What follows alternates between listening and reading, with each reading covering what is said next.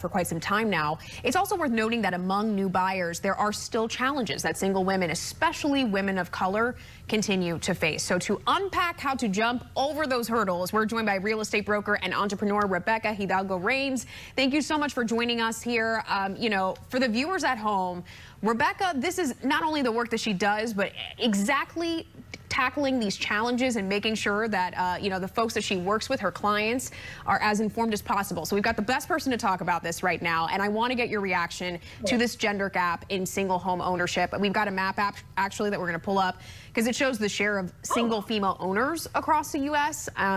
We mentioned the caveats as to some of the reasons why single women are dominant. Yeah. A lot of caveats. A lot of caveats, exactly. So I'm curious, what have you seen in your experience? We'll get into all the caveats, but what are like the top line issues?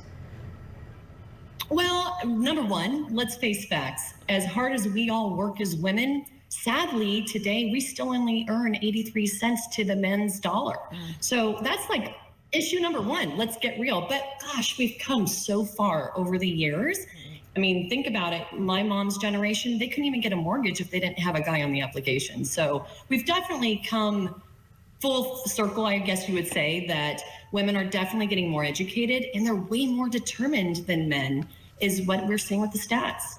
You know, the interesting thing about the statistics, one of them that really stood out to me is that 1 in 3 women who have partners, so they're not single necessarily, but legally they're not married. They've got partners, but they're actually buying a loan. 1 in 3 women buying a home alone because they're in a stronger financial position to do so, even though they're in relationship. And we make a lot less. Yeah.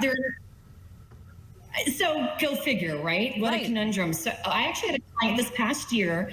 She was amazing. She was a top exec over at Chase, buying her first home in a price point of like $900,000 for a first-time home buyer. That was really impressive. And her counterpart, they were unmarried. His credit score brought them down, and they took him off just because she could qualify better and get a better interest rate without him.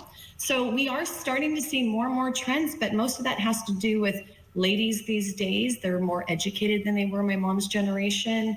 They have much more opportunity, I think, in corporate America as well. So just because, I started off with the whole 83 cents thing doesn't mean that there aren't exceptions, but we're still exceptions. And that is something that we need to overcome. And I personally believe it's all about education. Just teaching women how to do it is going to show them the way. And we're going to continue to see more women buying homes that are single, because my children are waiting longer to get married, and my children are part of that millennial generation that I think want to have everything on their own first. I think that's a trend that we could say for young women of today. Yeah, well, when you talk about that education component, some of it is the confidence and knowing what it is that you're doing and all the steps that I think for anybody, it doesn't matter, what sex or gender or whatever that you are, it's a big decision to make. But when you talk about the hurdles, let's unpack those a little bit more. And especially for women of color in particular, when I think about, getting that loan, or you mentioned credit. This client of yours had strong credit, and that's not always the case for some women or women of color. So can you speak a little bit to that of what is going on within those communities? I would absolutely love to. So the National Association of Hispanic Real Estate Professionals is known as NAREP. And I participated with NAREP for like the last decade plus. And in my opinion, I do believe a lot of it's just a cultural, psychological thing. Most of them are coming, like most of us Hispanics. I was born in Mexico City myself. And we come from nothing. Like, we don't have the generational wealth that I think a lot of the Caucasian families do. And they just weren't brought up with their parents already owning. So, a lot of us learn from example, and we are now setting that example, I think, for the younger generations. But for those folks that are maybe more Gen Z or a little bit older, you do see in those demographics that Hispanics, I think a lot of it is just the assumption that they can't, or that they don't believe that they can. And then when they go to apply for a loan, they unfortunately are still coming up with people who maybe assume the guy is the one who's doing everything, or the contractors are giving them a hard time. And it's still not equal, but we definitely have come a long way. Since 1981, we have seen a lot of Hispanics buying more and more homes, and I pray that that only continues to increase. You know, homeownership is a dream. It is part of the American dream. There are ways, if you don't have the money that you need, if you aren't exactly where you need to be to pay the down payment. There's so many programs. So fill us in, because we want to help the people, the women who are sitting at home thinking, this will never be something I can achieve, but they can. Oh, absolutely. You know, I'm actually one organization I love, really near dear to my heart. Just 2 weeks ago, I went out with my team on a job site, Habitat for Humanity.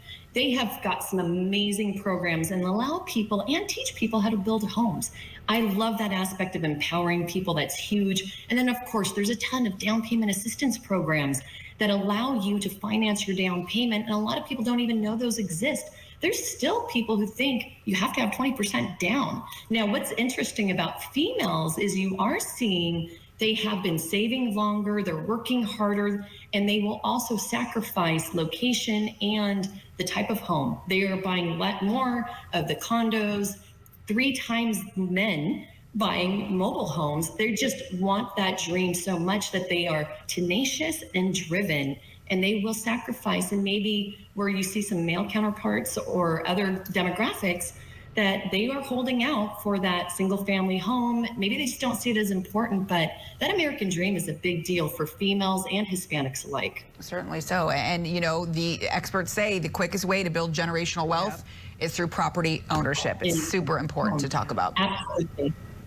You won't be rich or wealthy renting. I promised you guys that. I was waiting for you to say that, because I was like, Rebecca, I'm like, this is Rebecca's MO right there. She's like, you have got to get into the ownership game.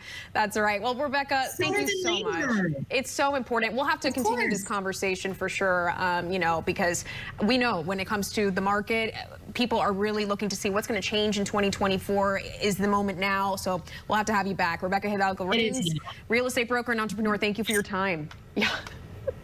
Thank you. I mean, just when I look at, I did calculated all the money that I've spent on rent over the past 5 years, and it made me sick. I was like, it's nauseating. It made me sick. I was like, I'm not a stupid girl, but I've been doing stupid things. I'm screaming right now. I mean, and I will say though, for some people, sometimes renting, if you're moving around, or you know, it might be you know, the rich life that you're looking for. That's a Ramit, you know, that Netflix show.